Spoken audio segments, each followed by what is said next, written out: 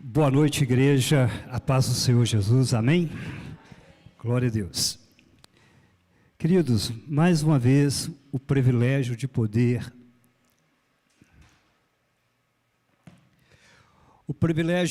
estar mais reunido na casa do Senhor e também essa sintonia junto, o que eu chamo de mais sagrado entre os céus e a terra. É a oportunidade de poder falar do grande amor de Deus e, mais uma vez, fazer uso da poderosa palavra do Senhor. Tem muita gente que gostaria de estar aqui hoje, mas não estão. Uns porque estão trabalhando, outros doentes, outros talvez fazendo companhia, alguns que estão enfermos, alguns no trânsito, viajando. Muitos gostariam de poder estar. Tem muitos que poderiam estar, mas não estão, porque não querem mesmo.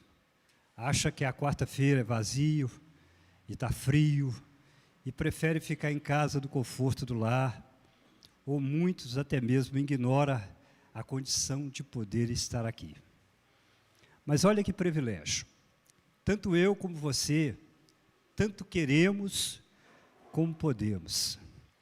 E numa noite como essa, esquece que é quarta-feira, culto menos vazio, e aproveita os minutos, os segundos, e faz o que mais agrada a Deus.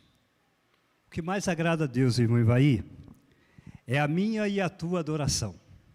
E se você se sente bem com isso, de poder estar aqui, acha que é um privilegiado por poder estar na casa do Senhor, livre de qualquer doença, enfermidade, problema, qualquer coisa dessa forma, vamos começar aplaudindo a Jesus com toda a nossa força. Glória a Deus, glória a Deus, glória a Deus.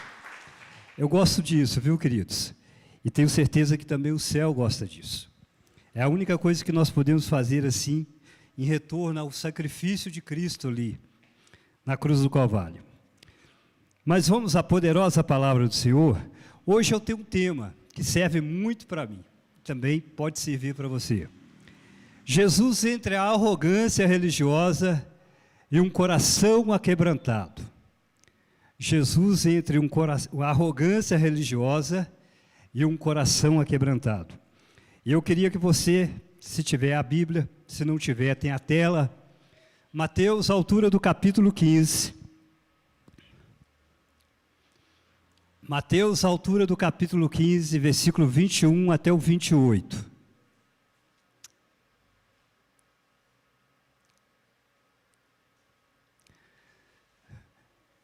Vai dizer assim: saindo daquele lugar, ele retirou-se para a região de Tiro e também Sidom. Uma mulher cananeia, natural dali, veio a ele, gritando: Senhor, filho de Davi, tem misericórdia de mim, a minha filha está endemoniada e está sofrendo muito. Mas Jesus não respondeu palavra alguma. Então os seus discípulos se aproximaram dele pedindo: manda embora, pois vem gritando atrás de nós. Ele respondendo: fui enviado apenas às ovelhas perdidas. Tem uma tradução que diz a casa de Israel. 25. A mulher veio e adorou de joelho e disse: Senhor, ajuda-me. E ele respondeu: não é certo tirar o pão dos filhos e lançarem aos cachorrinhos. Disse ela, porém: sim, Senhor, mas até os cachorrinhos comem das migalhas que caem dos donos, dos seus donos. Jesus respondeu: mulher, grande é a tua fé, seja conforme você deseja. E naquela mesmo instante, a sua filha foi curada. Querido, esse texto e mais outros, nem precisa comentário humano nosso, não. Só de ler, a gente já se sente fortalecido e agradecido, e pode, mais uma vez, glorificar a Deus pela sua bondade, e entender o quanto é valioso Jesus na vida das pessoas. Mas como tem que pregar, e a igreja foi feita para isso, para louvor, para adoração, ministração da palavra, é bom lembrar que, no contexto, o capítulo 1 desse texto, capítulo 1 de 15, vai dizer que Jesus estava entre dois grupos, um chamado escribas e outros fariseus. Tanto escribas como fariseus sempre apresentam em confronto com Jesus. Por isso o título tem a arrogância religiosa. A Bíblia vai mostrar que eles, então, estavam ali mais uma vez, confrontando-se com Jesus. Os escribas, para quem não sabe, são os copiadores da Torá, ou seja, os 5 primeiros livros da Bíblia e até mesmo todo o Talmud, toda a lei deles, que se baseiam em 613 mandamentos. 248 são positivos, daquilo que pode fazer. E os 365 são negativos, daquilo que não se pode fazer. Mas a tradução era feita por esses homens nobres, ilustres, os chamados escribas na época, copiadores. Esses homens tinham muita influência junto ao povo de Deus. Junto a eles, que sempre caminhavam junto, é como se fosse carne e unha, estavam ali os fariseus. Os fariseus é um grupo distinto, que se destacavam pela sua observância ao extremo às coisas da Torá, ou seja, a lei da Torá. Ou seja, eles levavam aquilo ali a fogo e ferro. Eles eram extremistas e dedicados nas observâncias de toda a Torá. Interessante, querido, que quando eu estava lendo isso, eu pensei do sentido legalistas. E entendo que eles tinham uma vontade de que todo o povo judaico na época parecesse e imitasse a mesma tipologia dos sacerdotes do templo. Uma coisa que quase impossível. Mas esse grupo era bem elevado e bem destacado. Quem conhece a história dos fariseus sabe o quanto foi importante esse grupo no tempo que nós chamamos período interbíblico. É um período de 400 anos do último profeta até o Novo Testamento. E ali, defrontando-se contra muitos povos, tipo os persas, os gregos, até mesmo Roma, esses fariseus é um grupo que foi levantado, mas com uma definição e com uma determinação muito importante, porque eles não abriram mão da fé, principalmente no que tange a observância da Torá, os 5 mandamentos, ou seja, os 5 livros que começam ali pela nossa Bíblia.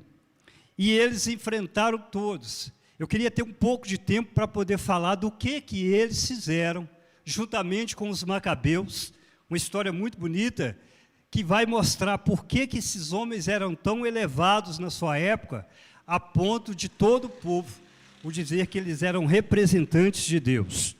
Ou seja, eles desafiaram os persas, os gregos e até mesmo os romanos, em uma época muito conturbada chamada o período interbíblico, aonde que a fé dos judeus, muitos, estavam indo embora, mas foi através desses homens e desse grupo, não somente ele, existiam 4 grupos, no caso seriam os saduceus, uma classe mais nobre, os fariseus, não tão nobre aquisitivamente, mas também era majoritária, porque tinha um número muito grande, os essênios, um povo mais isolado que vivia nas montanhas, e alguém disse que João Batista veio desse grupo, e os zelotes, que o negócio dele era na arma, o negócio dele era na briga.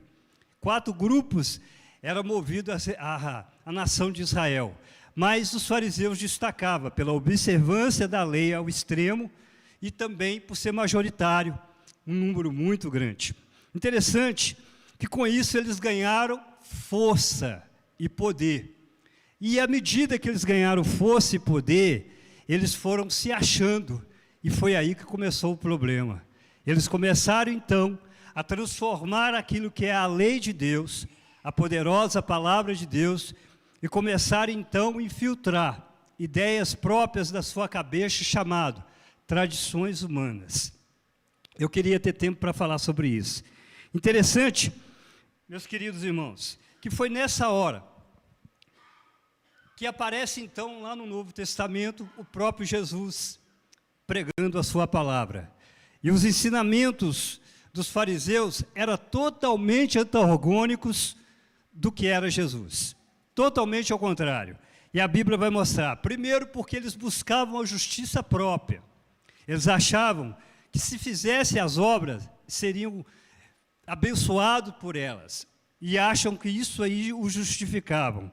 Segundo, porque eles invalidavam com as suas tradições aquele que era o verdadeiro mandamento de Deus. Jesus fala isso. Vós invalida o mandamento de Deus. Eles faziam isso. E terceiro, porque eles colocavam um jugo pesado, jugo que a Bíblia fala que nem mesmo eles conseguiam carregar. Ou seja, então eles estavam totalmente contra o ensino de Jesus. A Bíblia fala, em Mateus 11:30, que disse Jesus, porque o meu fardo é leve. O deles era um pesado, que nem mesmo eles conseguiam carregar. Por isso, quando se fala de fariseu, legalismo, hoje eles tomaram esse título como os hipócritas. O próprio Jesus chamava eles de hipócritas, porque como não se bastasse isso, eles ainda por cima, eles tinham a mentira, o disfarce. Por isso, a Bíblia fala que Jesus, certa época, o comparou como um sepulcro caiado. Ou seja, por dentro era muito bonito, por fora era muito bonito, mas por dentro era ossos puros. Porque o sepulcro caiado, antigamente, no tempo judaico, deveria ser assim. Porque judeu não pisa em cemitério. Por isso, tinha que ter uma visibilidade muito boa. Eles, então, determinavam aquele lugar como era um lugar de mortos. E ali o judeu não pisava naquele lugar. Porém, muito bonito por cima, mas por dentro era osso puro. Ou seja, tudo isso aí fazia parte do perfil do fariseu legalista. Para os irmãos terem uma ideia do que era o legalista, quem nunca ouviu falar da oração do fariseu e o publicano? Quem nunca ouviu falar isso? Vamos lá? Lucas, à altura do capítulo 8, versículo 11.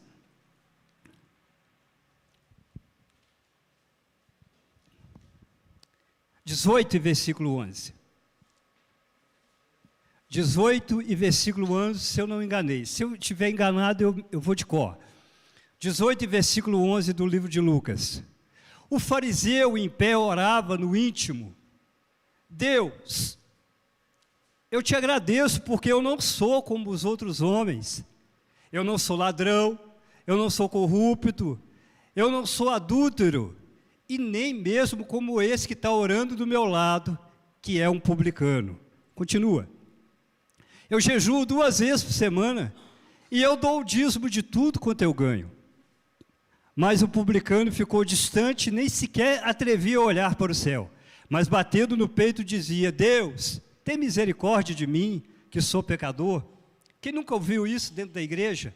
E quem nunca fez uma comparação dessa, daqueles que apontam o dedo dizendo: eu sou, eu não sou como fulano, como Bertano. E isso, é claro, é o legalista, não é isso? Quando a gente tem a mania de apontar o dedo para as pessoas. Esse era o perfil dele. O legalista, o fariseu, ele não tem amor, ele não tem sentimento de perdão, ele não tem sentimento de misericórdia, ele não tem sensibilidade diante dele. Tudo dele é sentença e punição. Tudo dele é dever e cumprir. É claro que a igreja tem o seu dever. E eu queria ter tempo para explicar o dever da igreja. Todos nós temos dever. Principalmente dentro da ética moral. O não roubar, o não matar, o não adulterar, o não mentir, o não dizer falso testemunho. A igreja nunca foi isento de ter regras. Mas a justiça que é aplicada de Deus, que vem de Deus, é diferente do que era a justiça dos fariseus naquela época. Quem nunca viu falar, João 8, versículo 3, daquela mulher que foi pega em adultério, se tiver, pode colocar. Aquela mulher que foi pega em adultério, quando também, quem estava ali? escribas e fariseus. João 8, altura do capítulo 3. Estava mais uma vez, escribas e fariseus. Sempre eles estavam ali, como uma pedrinha no sapato de Jesus e dos seus discípulos. E aí a Bíblia vai dizer assim o seguinte: Senhor, essa mulher foi pega em adultério, o que é que faremos com ela? Vamos apedrejar? Na soma deles, se Jesus não estivesse, os mestres da lei e os fariseus trouxeram-lhe uma mulher surpreendida em adultério e fizeram ficar em pé diante de todos. E disseram: mestre, essa mulher foi repreendida em adultério. Na lei de Moisés, nos ordena apedrejar tais mulheres. E o Senhor o que diz? Querido, a bondade e a misericórdia de Jesus, e a razão por amar a Jesus e servir a esse Jesus, a esses anos que a gente segue, não é só pela bondade que Ele faz comigo e com a minha família, não. É porque eu encontro junto à poderosa palavra de Deus, o quanto Deus é bom. E não só para mim, mas o quanto Deus é bom para muita gente, e continua sendo bom até os dias de hoje, para muitas pessoas. Se essa mulher, se Jesus não estava presente ali, Carol, era mais uma vítima. Era mais uma vítima dentro dos acréscimos que era Deus que estava mandando matar. Mas a bondade e a misericórdia é ato divino, querido. E Ele veio mais uma vez brilhar na vida dessa mulher, como está brilhando na vida de muita gente. Se não brilhou na tua, oi, me perdoa. Mas se brilhou, por favor, aplauda a Deus em nome de Jesus agora, porque Ele é muito bom. Porque Ele é muito bom mesmo. E alguma coisa Ele... Assim era o perfil do fariseu. Mas a questão aqui é outra. A questão aqui era o lavar as mãos antes de comer. A questão que ele estava defrontando, Mateus 15 agora, é lavar as mãos antes de comer. E os discípulos eles falaram que os discípulos de Jesus não estavam lavando as mãos antes de comer pão. Vocês podem olhar aí capítulo 15. E aí Jesus começa a defrontar com eles, e o final da história Jesus tenta e convence eles, talvez, Nino, de que o que contamina um homem não é aquilo que entra, mas aquilo que sai. Porque o que contamina, porque aquilo que entra, muitas das vezes, ou às vezes é lançado fora pelo próprio intestino. Mas aquilo que entra no coração, aquilo é que contamina o homem.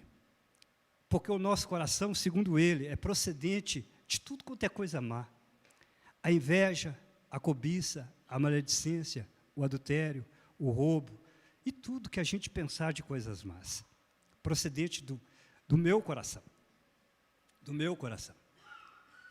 Tudo que a gente puder imaginar é procedência do nosso coração, viu, queridos? E ele dizia, isso contamina, isso faz mal, isso é igual uma gripe, se não tomar cuidado, pega. E aí o debate começou. E ali existia uma tradição entre eles, chamada assim, Nightlight Eden. Nightlight Eden é o levantar as mãos. Ou seja, um judeu, eu acredito que até o dia de hoje eles fazem isso. Quando eles levantam, vai até as necessidades fisiológicas, e quando ele volta, tem sempre um recipiente, uma água, tem 2 metros, alguns mergulham as pontas dos dedos primeiro e deixam descer até as mãos, molhando o punho. Isso eles fazem pela primeira vez, pela segunda vez, pela terceira vez com a mão direita, que a mão direita é a mão da bênção. Depois eles fazem com a mão esquerda. E quando as 2 mãos já estão praticamente molhadas, eles usam as 2 mãos e aí lavam as mãos. Outro método é colocar um recipiente com a mão direita primeiro, molham por 3 vezes, e depois com a mão esquerda por 3 vezes. E aí levantam as mãos. Ou seja, quando eles fazem isso, eles fazem uma citação. Eles fazem uma citação em hebraico, eu não conheço hebraico, que é mais ou menos assim: bendito sejas, ó meu Senhor, Deus meu, Rei do universo, que nos santificou e nos permitiu para que possamos, na tua ordenança e dos teus mandamentos, fazer o Nitlight Adain, ou seja, lavar as mãos. E isso eles fazem por uma, por duas, por 3 vezes durante o dia. Marcos, da altura do capítulo 7, vai falar que quando volta do mercado, quando vem do cemitério, ou qualquer coisa, eles lavam a mão, lavam os jarros, lavam tudo. Pastor, mas irmão Ivaí, mas isso não tem significado, não é bom isso? Bom no sentido higiênico, é muito bom. Claro que isso é bom, a gente também faz isso, mas não no espiritual. Essa é a questão. Isso é bom no sentido higiênico, mas espiritualmente falando, purificação do ser, nada a ver. E isso eles tinham como tradição. E pedia para que os discípulos de Jesus, então, não fizessem daquela maneira. Interessante, meus amados irmãos, Jesus, eu imagino que deve ter saturado com aquilo ali, porque logo depois disso aí, a Bíblia fala que ele foi para Tiro e Sidom. Só tem uma coisa, Carol, que derruba o legalismo, a falta de amor, de perdão. Está em João capítulo 13, versículo 35. Nisso todos te conhecerão que vocês são os meus discípulos. O que é? Pregar bonito? Tocar? Cantar bem? Dizimar alto? Não. Amar uns aos outros. Amar uns aos outros. A única referência que eu tenho na Bíblia que nos mostra Jesus falando, o reconhecimento que a gente é verdadeiramente discípulo dele, nunca foi pregar bonito, nunca foi uma retórica mostrar que é isso ou aquilo, muito pelo contrário, nem dízimo alto dentro da igreja, nada disso. O que a minha Bíblia me fala, que nós temos reconhecimento que somos discípulos de Jesus, que não é algo muito fácil de fazer, é amar uns aos outros. E isso é complicado, não é, Danilson? Isso é bastante complicado. Eu gosto dessas coisas, querido. Eu gosto desses temas. E eu queria ter tempo para entrar nisso. Bom seria que os homens e as mulheres, lá, mais as mulheres, pudessem explorar isso. Eu acho que a igreja precisa ouvir mais disso. A igreja precisa entender mais dessas coisas. Nino? Eu preciso muito mais, né? Mas aí Jesus parece que ficou saturado com aquilo ali e falou com os seus discípulos, vamos arrumar bagagem e vamos para Tiro e Sidom, regiões geograficamente falando, ali do estado de Israel. E eles foram então para Tiro e Sidom. Marcos vai falar que Jesus não queria ser conhecido por ninguém, ser visto por ninguém. Mas como não ser visto por ninguém? Como não ser visto? Tem jeito de esconder o sol? Não tem jeito. Felipe, tem jeito de esconder o sol, Felipe? Não tem jeito. Se ele diz assim, olha, vós sois o sal do mundo e a luz do mundo, o sal da terra e a luz do mundo, e não se colocam a luz, uma lâmpada debaixo do alqueire e nem debaixo da cama, mas se coloca no velador para que todos possam ver e olhar para ele. Se nós, ele falou assim, quanto mais ele. Como esconder Jesus? Não tem jeito. Jesus estava agora em Tiro e Sidom, e de repente aparece uma mulher desesperada. Tem gente que não quer, tem gente que não gosta, tem gente que não aceita o evangelho até hoje, tem gente que ignora, está na igreja segunda, terça, quarta, quinta, sexta, tem até crente falando, eu o quê? Eu ir na quarta-feira, culto vazio, pouca gente? Não, eu vou em dia de festa, em dia que tiver um banquete, um dia que tiver isso, um dia que tiver aquilo, aí eu vou, mas hoje eu não vou não. Tem gente que ignora, até no nosso meio mesmo ignoram. Mas Jesus está aqui, glória a Deus, queridos, amém? Glória a Deus, Jesus está aqui. E somos felizes por não ignorar isso, querido. Somos privilegiados por não ignorar isso. E não imagine que Deus está lá no céu apenas, não, bem pertinho de nós, bem juntinho de nós, do nosso lado, pronto a te ouvir, pronto a te abraçar com carinho, com amor. E uma igreja tem que estar aberta para isso, querido. Uma igreja não pode fechar as portas e as pessoas não podem deixar de vir por causa disso ou daquilo, porque perde, sempre perde. Mas os que vêm sempre ganham. Glória a Deus. E aí chegou uma mulher desesperada. Jesus, socorre-me. Jesus, filho de Davi. Olha, tem misericórdia de mim, a minha filha está endemoniada, desesperada. Quando eu li isso, eu pensei nas cadeias espirituais que existe, principalmente cercando os nossos filhos e muitas pessoas. E eu entendi que talvez até mesmo no nosso meio pode ter. Hoje existem as cadeias virtuais. Tão complicado isso, que muitos pais tentam de tudo quanto é maneira ver se libertam os filhos disso, mas é uma praga que veio, né? No sentido negativo, porque para o lado positivo é muito bom. Existe também muitas pessoas, querido, que estão presas no lado emocional. Quantos filhos que não deram certo no casamento, e a gente que é pai sofre com isso. Quantos filhos que não se dão estão presos na área financeira? Quantos que estão presos até mesmo nos vícios e nas drogas? Me permita falar alguma coisa sem exaltação, mas há longos anos a gente vem mexendo com a igreja e conhece o povo de Deus. E não foi uma, nem duas, nem três que eu fui chamado para socorrer filhos que praticamente estavam ali no mundo da droga. E pai chorando, pai crente, fiel a Deus ali chorando, mas os filhos eram um tormento danoso. Os filhos presos, e alguns deles até nos pediam para ir até determinado lugar com eles, casa de recuperação, cadeias, para que pudesse então levar um auxílio, levar uma palavra. Os pais sofrem com isso. E existem cadeias que não é cadeias físicas, como de concreto, armado, arame, farpado, vigilância o tempo, 24 horas. Existem cadeias que são piores do que essa, são chamadas as cadeias das almas. A cadeia da alma, ela é pior do que essas que estão aí com segurança máxima. Essas cadeias que o concreto armado com vigilância, muito pelo contrário. E existem presos, queridos, que são livres. É provável que dentro de muitas penitenciárias existem presos lá que por encontrar Jesus hoje são livres, hoje são libertos, esperando apenas uma sentença ser cumprida para poder sair dali e poder frequentar um culto como esse. Mas existem muitos livres que estão presos, e alguns deles estão até dentro da nossa casa, alguns deles estão dentro do nosso quarto. Quantos filhos que estão dentro do quarto hoje presos? Quantos filhos que hoje estão livres na rua, mas a sua alma está presa? Por quê?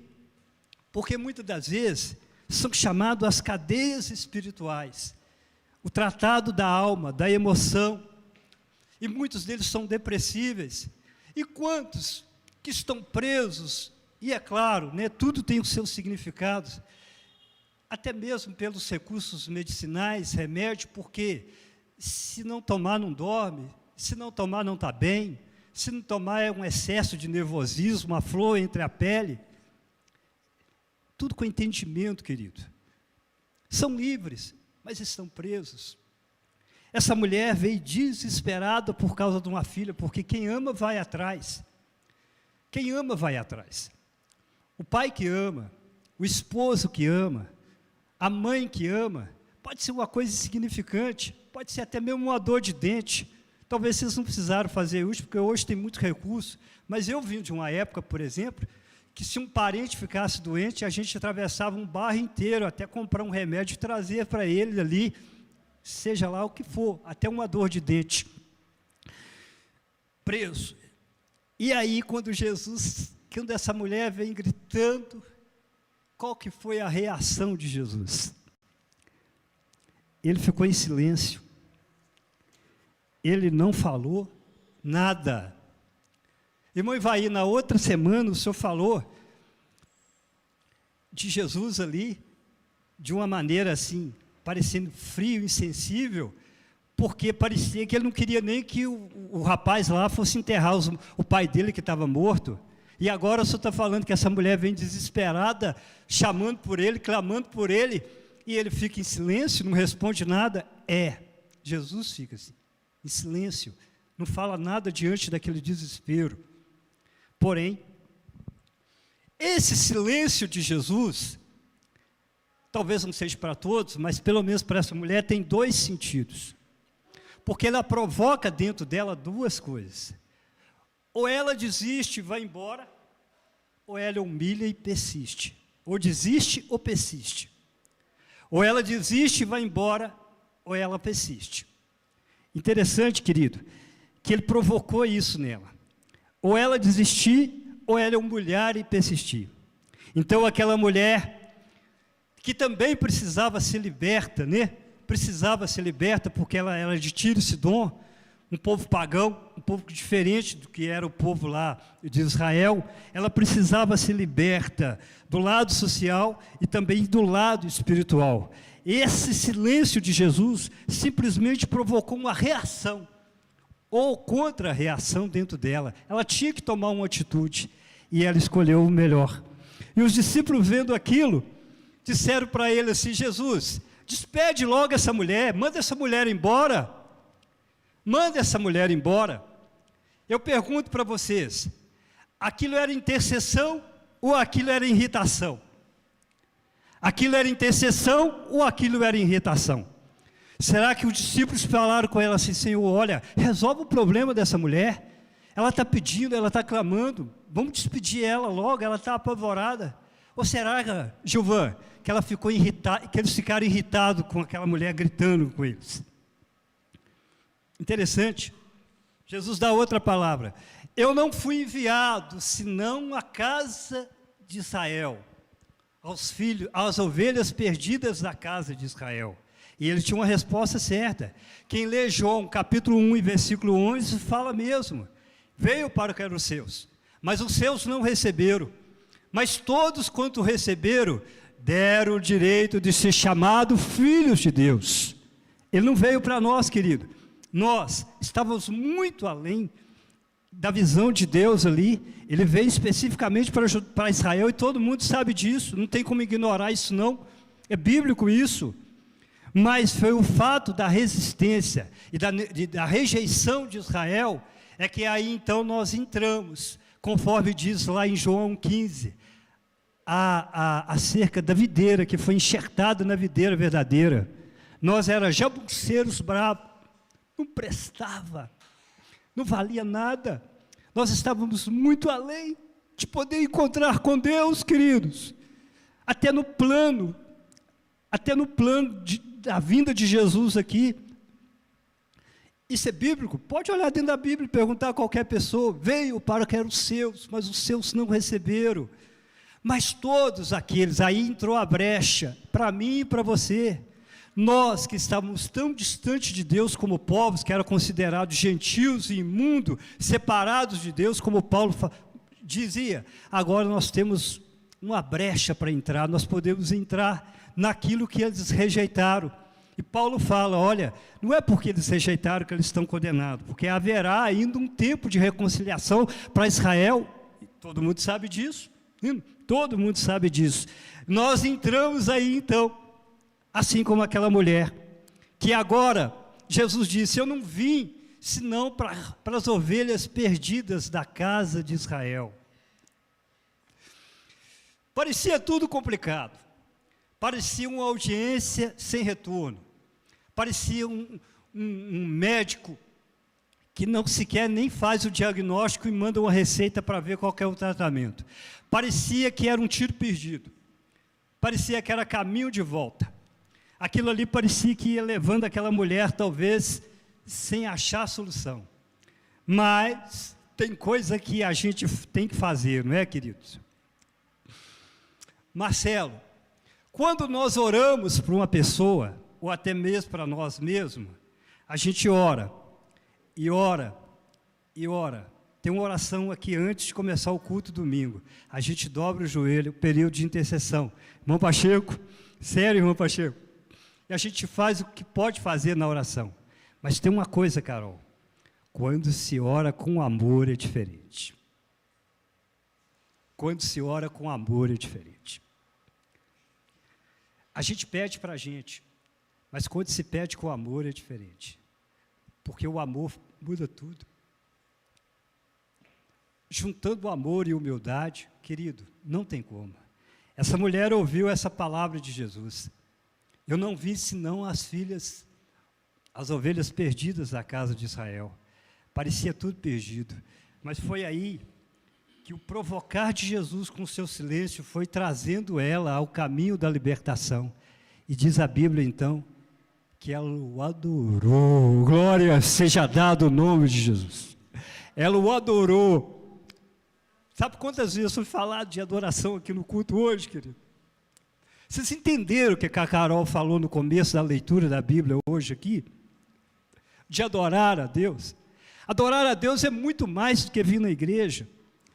Adorar a Deus é muito mais do que fazer um ritual simultaneamente, de poder vir terça, quarta, quinta, sexta, sábado, domingo. Adorar a Deus é muito diferente, querido, do que talvez muita gente acha que é servir a Deus. Quem é que nunca cantou no banheiro, dentro do ônibus, no meio da rua? Quem nunca chorou dizendo, Jesus, o Senhor é bom demais? Quem nunca dobrou o joelho com lágrimas e agradeceu a Deus pela família, pelo que tem, mesmo aquilo que não tem, e diz assim, eu te adoro porque não estou tendo, eu te adoro porque tenho,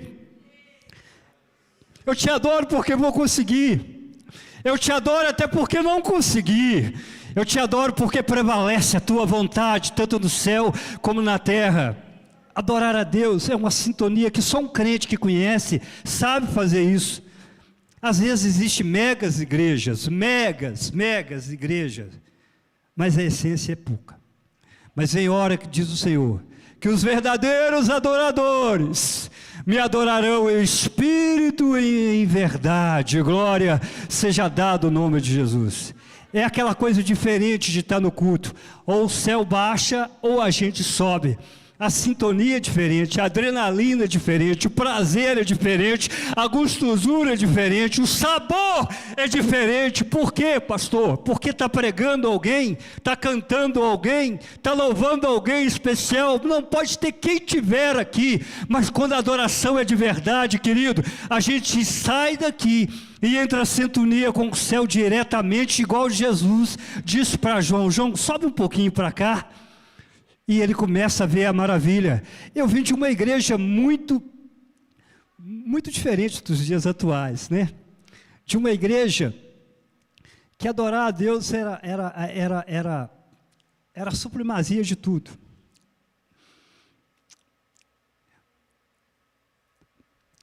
E a gente não tinha como parar, querido. Não tinha como reter a ação do Espírito Santo. Não tinha jeito de evitar aquela coisa gostosa. Eu conheço muita coisa na vida, e tenho idade suficiente para conhecer muita coisa na vida. Mas segura aí, eu nunca vi um crente sentir a presença do Espírito Santo e o culto dele ser normal, assim como se a gente entra numa sala de cinema e sai, num campo de futebol e sai. Porque quando alguém entra num campo de futebol e vê o seu time marcar aquele último minuto e um pênalti, ele vibra, ele pula, ele salta, ele se esbrava, ele faz o que puder, porque o seu coração está movido de alegria e de prazer, porque o seu time conseguiu fazer o gol no último minuto. Pois eu vim de uma época, querido, que a presença de Deus é superior a isso. Não tem ninguém que resista, querido. É coisa que a força humana não consegue. É coisa que a lógica humana não consegue descrever. É coisa que vai transformar. Se todos nós pudéssemos entender nessa noite o que é a verdadeira presença do Espírito Santo na nossa vida, querido. Esse culto era diferente. Tudo aqui era diferente. E não é por isso que muitas igrejas as pessoas saem adorando, glorificando, porque a presença de Deus é algo indescritível, imensurável, para um ser humano comportar num vaso simples de barro igual esse, igual a mim, igual a você. E eu te pergunto nessa noite, querido, o teu coração sente isso? Arde isso? Transmite isso? Porque se não estiver assim, está faltando alguma coisa. E não vem culpar a Jesus, não, porque a minha Bíblia diz assim, olha, eis que estou convosco todos os dias.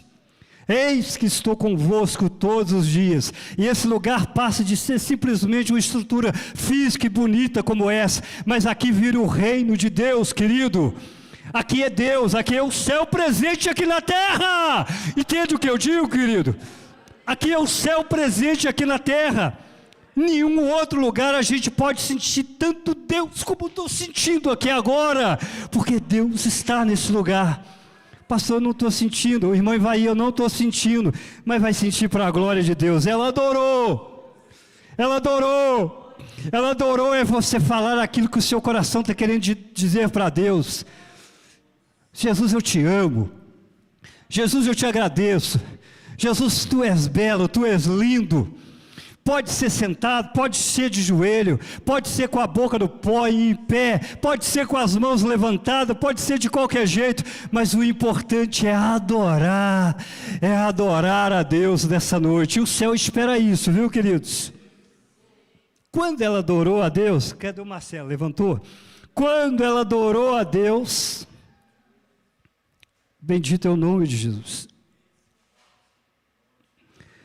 Quando ele adorou a Deus, aí a Bíblia vai falar da seguinte maneira. Jesus dá mais uma. Mas não é certo pegar os pães dos filhos e lançar aos cachorrinhos. Aqui tem coisa que eu poderia gastar muito tempo para explicar, é coisa de teólogo, aquelas coisas todas, eu prefiro evitar isso. Os termos cachorro e cachorrinho, e o carinho com que ele fala isso. Mas o certo é que ele quis dizer assim, que não é certo pegar do que é dos filhos em primeiro lugar e lançar os cachorrinhos. Eu pergunto, você iria embora depois de uma dessa? Porque os Tiro e Sidom na época eram considerados como cães. Os judeus falavam que eles eram como cães. Jesus falou que não é, depois de tudo isso, Jesus diz assim, não é certo pegar os pães dos filhos e lançarem aos cachorrinhos. Eu te pergunto, você iria embora depois de uma dessa? Ele está me humilhando, ele está me machucando, ele está pegando pesado comigo. Podemos assim dizer, né, querido? Mas aquela mulher estava sendo liberta. Não só a sua filha, mas ela também estava se libertando de si mesma. Essa dureza de coração, essa coisa que prende, que muita da gente, a gente não reconhece que o Senhor é Senhor, dono da casa e está na casa, que prefere muitas das vezes ficar no silêncio da gente ao invés de dizer e adorá-lo, e adorá-lo. Ela estava ficando liberta disso, ela não estava com vergonha da esquerda e nem com a direita. Eu sou daqueles que falam mesmo, culto, as mulheres têm que borrar a maquiagem, querido. Porque a beleza de Deus é melhor do que a beleza do mundo. A maquiagem tem que sujar, deixa a lágrima descer. Deixa a lágrima descer e sujar a maquiagem. Porque é mais bonito ficar bonito na presença de Deus do que ficar bonito só pela aparência das pessoas. A gente veio de uma igreja que via lágrima nos olhos, está faltando lenço, está faltando lágrima sim. Está faltando espírito de adoração, aquela coisa levantada dentro da gente, e a gente sentir, não ter vergonha do marido que está da esquerda, nem da mulher que está da direita, não importar se o irmão atrás vai estar achando ruim, se o irmão da frente não gosta de barulho, mas simplesmente dizer, glória a Deus, Senhor, glória a Deus, Senhor, glória a Deus, eu te amo, eu te louvo, eu te adoro. Sim, queridos. Ela estava sendo liberta, e por ser liberta, então ela teve uma resposta, eu já estou terminando aqui, ela não quis nem saber os direitos de filho, ela poderia dizer, sim Senhor, mas até os cachorrinhos comem das migalhas que caem da boca do seu Senhor. Ela não fez comparação com Jesus de ser ou não ser, nem tirou os direitos de filhos que tinham muito na mesa, e nem trouxe a prioridade para ela que estava reivindicando ali. Ela simplesmente se posicionou. Como ela posicionou? Eu só quero as migalhas. Eu só quero as migalhas. Eu só quero as migalhas. Eu só quero as migalhas do céu, querido. Eu só quero as migalhas do céu. Eu não importo com os grandes, nem que eles têm, nem que deixou de ter. Eu não sei quem são os filhos, quem deixa de ser. Eu só quero as migalhas. Eu só quero as migalhas. E é claro que quando ela falou isso, O coração de Jesus virou para ela. Tem um programa que eu gosto da televisão que nem está passando mais. Chama Ter Voz. Mas é pelo talento de cantar mesmo, viu, queridos? E aí a pessoa vai lá, aquela voz bonita, todo o jurado vira a cadeira para ele. E eu fico intrigado com uma coisa, porque às vezes aquele que virou a cadeira para ele, não é o mesmo que ele escolhe outro. E aquilo me intriga. E eu fico pensando, mas quem virou a cadeira foi um, e por que ele escolhe ficar do grupo de outro? Queridos, aquilo me intriga. Mas deixa isso para lá. O certo é, Jesus virou a cadeira para você, glória a Deus. Jesus virou a cadeira para mim, querido. Muita gente pode não me escolher, muito grupo pode me excluir, a família pode excluir, o bairro pode excluir, os ricos podem excluir, os nobres podem excluir, os bonitos podem me excluir, né? Os letrados, os intelectuais, todos podem me excluir, mas Jesus virou a cadeira para mim, viu, querido? Jesus virou a cadeira para você. E o que eu tenho que fazer agora? Ficar do lado dele, ficar do grupo dele, ficar junto com ele. E Jesus falou para ela assim: grande é a tua fé, mulher, grande é a tua fé. A palavra do judeu, o vocabulário judeu é diferente do nosso. E quando ele fala grande, tem uma extensão longínqua do que na verdade ele quis dizer para essa mulher. Viu, queridos? Então faça o seguinte, faça de acordo com aquilo que está no teu coração. Faz de acordo com o que está no coração, porque grande foi a tua fé. Sabe o que aconteceu? A filha da menina foi curada lá onde que possivelmente ela estava. A Bíblia não fala se ela estava perto ou se ela estava longe, mas ela foi curada na mesma hora, isso a Bíblia fala. Foi curada na mesma hora. Por causa de quem? Por causa de uma mãe desesperada que foi encontrar com Jesus. E depois de tanta resistência de Jesus, provocado por Jesus, ela conseguiu passar por esses limites, por essa barreira, e conseguir a bênção de Deus. O que o céu está preparado para mim e para você? Qual é o seu pedido? Qual é a sua vontade? Qual é o seu propósito? Qual é o nosso propósito? Coloca de pé. Coloca de pé e pergunta. Faça como aquela mulher.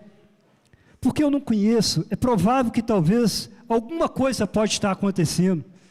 Alguma coisa posteriormente pode até vir a acontecer. Mas sabe por que essa história está na Bíblia? Para falar comigo que Jesus nos provoca por dentro e por fora, para que as nossas atitudes sejam mesmo a favor dele, diferente. Aquela mulher poderia ter virado as costas na primeira instância, quando o silêncio de Jesus ia indo embora, e dizia assim: ele me tratou mal, ele me excluiu, ele não me deu atenção, pronto, então não vou embora. Mas não, querido, o amor daquela mulher pela filha, o persistir daquela mulher, a perseverança daquela mulher diante de Jesus, que ouviu tanta coisa aparentemente negativa, mas Jesus sabia que simplesmente ele iria libertar a filha, mas também precisava libertar ela daquilo que estava dentro dela. Deixa eu te dizer uma palavra profética nessa noite: solta isso que tem dentro de você, esse lado espiritual. Não se deixa levar por mediocridade de alguém que acha que não é isso, é aquilo. Não, adore a Deus, conhece a Deus na sua integridade, no seu poder, na sua força. Por melhor que você seja, bonitinho é muito bom, mas amanhã ou depois vem um caixão, um velório e cabe esse corpinho bonitinho. O intelecto é muito bom, pode te colocar até mesmo numa cadeira, numa faculdade, qualquer coisa assim. O dinheiro é muito bom, pode fazer você nobre, aquela coisa toda, mas sabe o que faz a coisa ser completa? Chama Jesus Cristo, o Filho de Deus. E a gente precisa aprender a adorar Ele aqui na terra, para poder estar junto com os anjos lá do céu, cantando uma só voz e dizendo: Santo, Santo, Santo, Santo, Santo é o Senhor. porque uma igreja ensaia aqui na terra para cantar lá no céu, querido. Por isso, olha, solta esse medo, abre essa tua boca, glorifica a Deus, glorifica a Deus, porque talvez você não sabe, eu vou te dizer uma verdade. Olha, quem passa lá e vê isso aqui, meu Deus, que igreja, adore a Deus, até o inferno vai embora, até Satanás vai embora, querido. A tua adoração vale ouro. Parece que eu estou pegando pesado, né? Mas não estou não, é com carinho, é com amor. Eu estou te dizendo, a melhor coisa do cristão é levantar as mãos para cima e adorar a Deus, querido. Se isso não